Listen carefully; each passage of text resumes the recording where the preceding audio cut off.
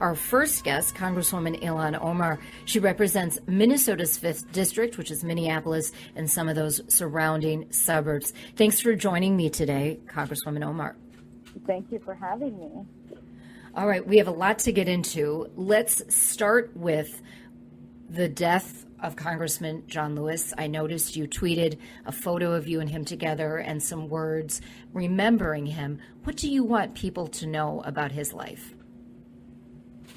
I mean, the sacrifices that he's made, not only in the streets but in the halls of power, has really contributed tremendously to the progress of this nation.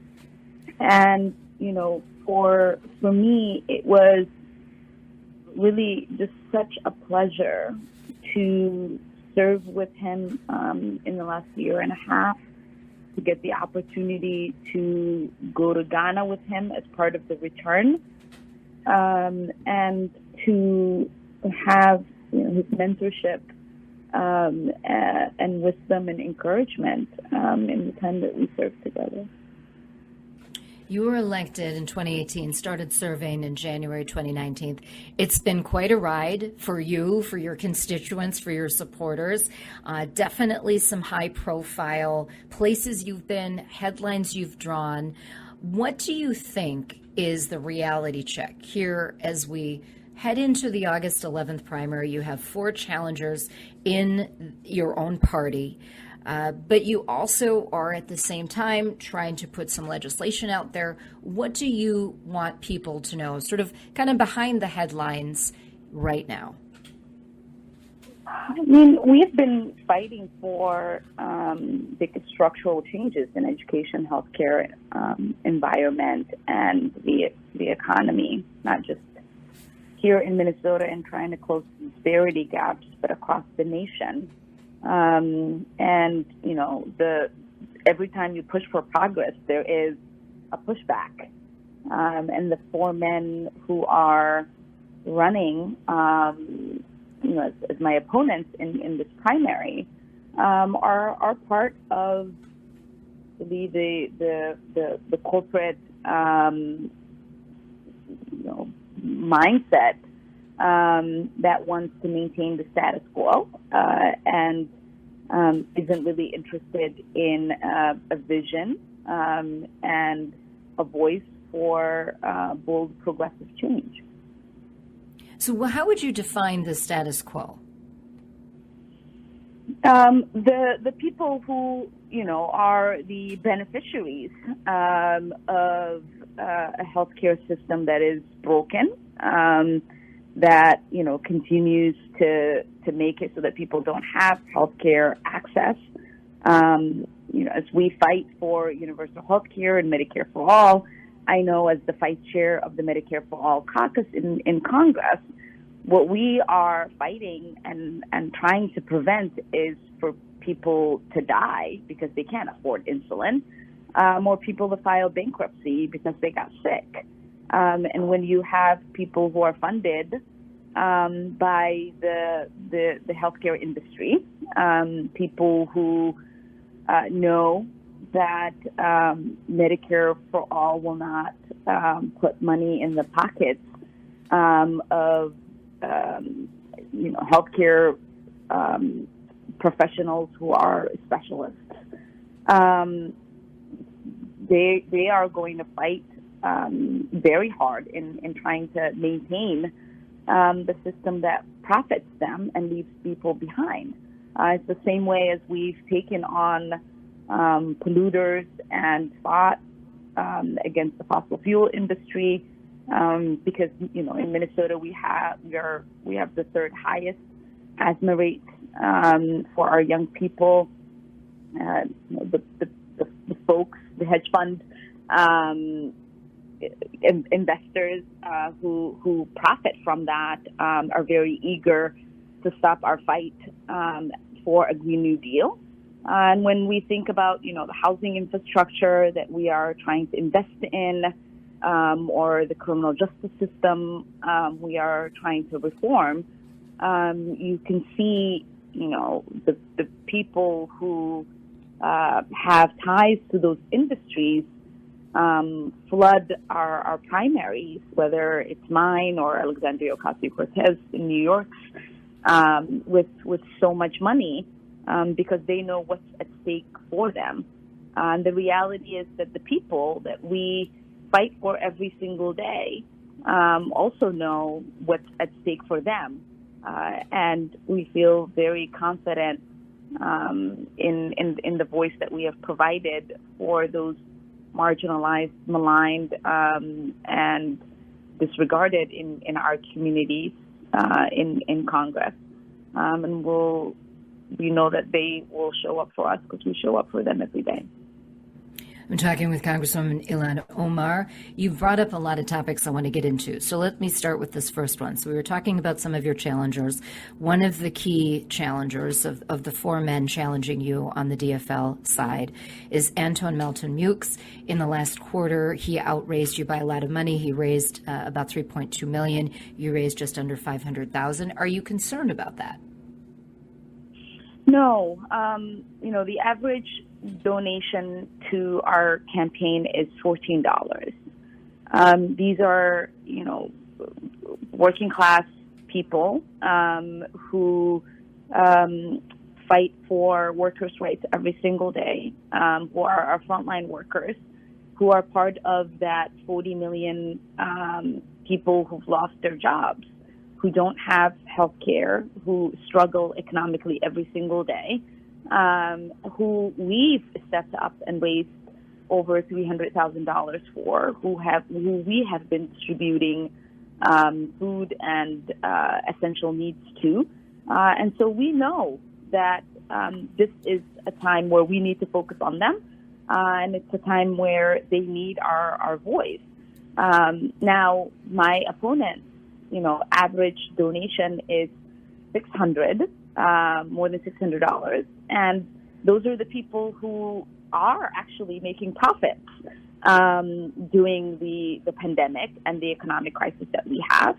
And they are people who are fueled by xenophobia and people who support Mitch McConnell. But, do you think that's kind of a broad, don't you think, Congresswoman, that's kind of a broad statement to say all the donors to your opponent's campaigns are fueled by xenophobia. That's a pretty broad statement.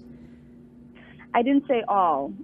We've had on record people who've donated, who've said they are donating because they want to preserve the heritage of this country, that they are donating because of, their interest in seeing a good citizen.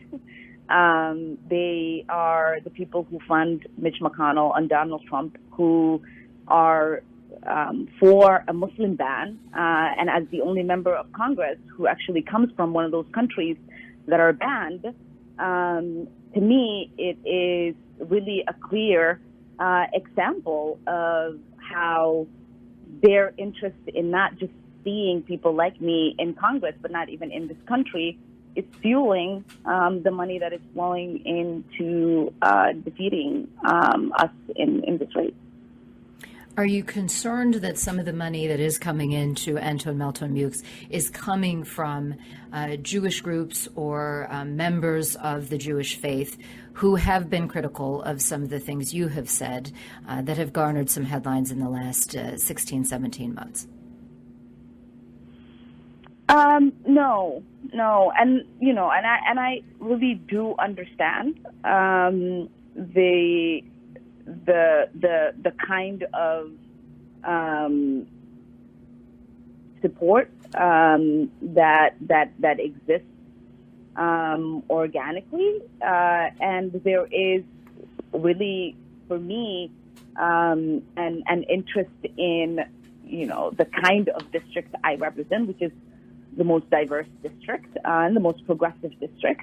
And our fight really has been about our message for Medicare for all, for housing, for fighting our climate crisis, feeding our children, and showing up for workers who are fighting every single day for a dignified wage and dignified workplace. And so I'm not concerned about the support that a corporate lawyer who was a partner in a union-busting firm is getting from people who don't want to support workers and people who don't want to support the kind of changes that we're calling for a system that doesn't create equal opportunity for all of us. All right, I want to talk about systemic racism for a moment. You and I can agree, based on the things I've read that you've said and things I've said on my show, definitely believe Minnesota needs to fight and rebuild after decades of systemic racism. What is the one thing you can do in the rest of your term in Congress that could actually really make a difference in fighting systemic racism? There are a lot of things. I think, as we've introduced a resolution to recognizing systematic racism, we have talked about how, James Baldwin said, nothing can be changed until it's recognized. Once I think we get past this push and pull about whether these systems are not equal for all of us, then we address them in our housing, we address them in our education, we address them in our healthcare, we address them in our environment, and we address them in our criminal justice system. When I introduced the Homes for All, it was a recognition that this investment in housing contributed to the racial disparity gap that we have. When I signed up as the vice chair of the Medicare for All caucus, I knew that 50% of Black Minnesotans are either uninsured or underinsured, and this is a racial equity issue for me. When I introduced and passed the Meals Act that feeds 22 million children in our country, I know that it's important for us to feed the bellies of our children before we can feed their brains, and that has contributed to the education gap that we have. And when we introduced the PUSH Act, we understood that we have to address the school-to-prison pipeline that exists, and in order for us to dismantle that, we have to address the injustices that exist in the way our children are disciplined within our schools. And so every single policy we have introduced and advocated for, whether it is, the bills that we have introduced in addressing the issues I just talked about, or the task forces we've started in dealing with the Black maternal mortality rate, it's all to address the disparities within our systems that exist for Black Minnesotans, that exist for people of color here in Minnesota and in our nation. Because without having that lens of understanding where the problems exist within a particular system and targeting solutions to it, we are not ever going to get rid of the systematic injustices that exist in our nation. Yeah, and it's definitely a dynamic situation. I mean, it is so multifaceted, and it can't necessarily just be erased by one law, right, in one state or one federal law. Several questions coming in. Yeah, go ahead. Like, there is a social and economic neglect, right, that has existed for decades that really contributes to the injustices that we see, and as a former union member who striked and was on picket lines, I understand how important it is for us to not just fight for a livable wage, but to also understand what paid sick and save time means for a lot of our families who struggle and lose a paycheck when a family member gets sick. And so I've been there. I know what hunger is like. I focus on hunger issues. I know what the racialized criminal justice system means, because I've been through it and I focus on that.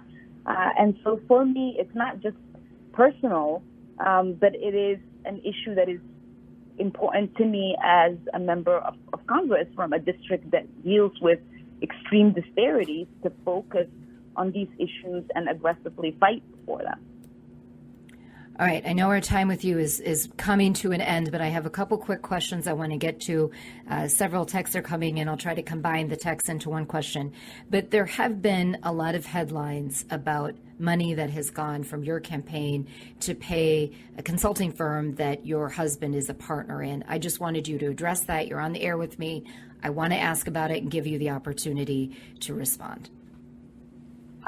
Thank you to the listeners who actually sent that in, and thank you for raising that question. You're right. There is many headlines focused on that, and often when you open the article, it actually tells you where the money goes, but the headlines don't do that. And the 80% of that money is spent on our ad buys, on sending our brochures and flyers to our constituents. It's spent on our digital work. It's spent on almost every aspect of our campaign from 2018 to now. So it's not a one-time, a quarter thing or a one-time thing. That is the money that we have spent on campaigning. Essentially from 18 to now. The firm is on retainer for us for $17,000 a month. And that is a retainer that employs 20 people to work on different aspects of our campaign. And so the way that it's presented in the headlines is as if this is just some cash that is going, but the reality is that this is the work that gets done on our campaign by 20 plus people, and it is money that goes to vendors who do our mailing, unions who print our flyers. It goes to our digital work. It goes to, everything that you see on social media, the production of the videos that people watch that come out of our campaign. That's where that money goes. Right, and some of the articles do describe it. I read many of them. I read them from multiple sources so that in preparation for talking with you today. But, myself as a licensed attorney in law school, we're taught conflict is bad. The appearance of conflict can be just as bad. Do you feel that now that one of the partners in the firm is your husband, that maybe either a different firm is appropriate or maybe he doesn't work on your account? Was that ever talked about with your team?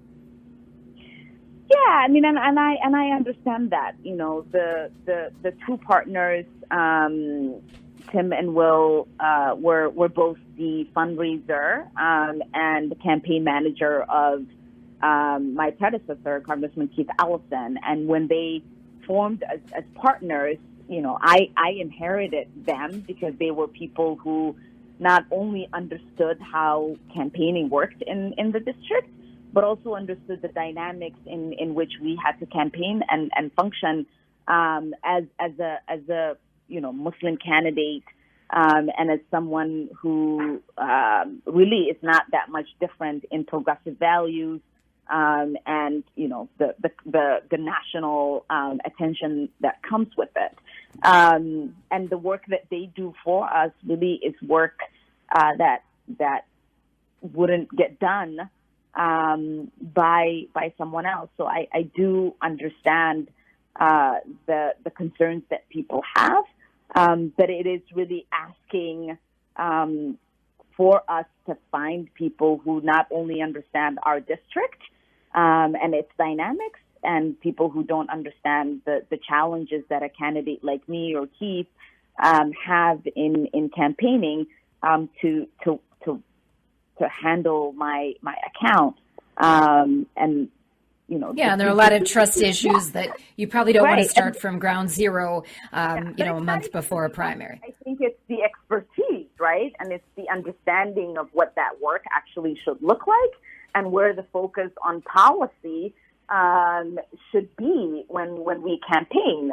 The thing that you will notice about the way in which I do my work as an organizer is that our focus is always on the people and on the issues, And that's something, Will Haler, who is the chief person in the firm who does my work, deeply understands, as he's managed Keith's campaign for multiple cycles. And I deeply trust him in carrying, my vision for what a grassroots campaign looks like out in our district and around the nation. All right. Well, I do appreciate you getting into that. Obviously, there have been a lot of questions about it. You've seen a lot of headlines. And I just think it's fair that you tell us in your words so that it's not other people speaking for you. Really quickly, because you have definitely had your head-to-heads with President Donald Trump. I have not been a big proponent of him on his Twitter account. I do, I'm a nonpartisan person, so I don't have a party in this race. But as the president, I have criticized how he has at times denigrated the office. He does have a right to free speech. When you take him on, do you feel like it's going to come to a productive conclusion, kind of knowing his style? I mean, you have to, I think,